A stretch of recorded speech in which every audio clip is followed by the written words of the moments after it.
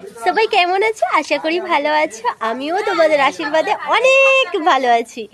আজকের একটা জিনিস হয়েছে যেটা তোমাদের সাথে শেয়ার করছি, ঠিক আছে?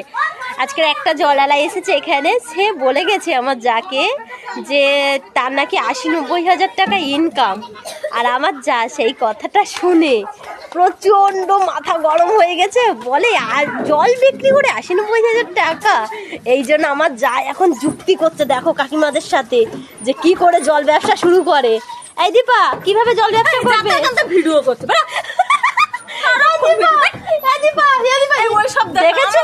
দেখেছো মাথা, ওরা ধনে পাতা তুলছে, ওইসব দেখা, ওইসব দেখে ধনে পাতা তুলছে, ওইসব দেখা। দেখেছো তোমরা, দেখেছো কিভাবে মানে মাথা গরম হয়ে গেছে।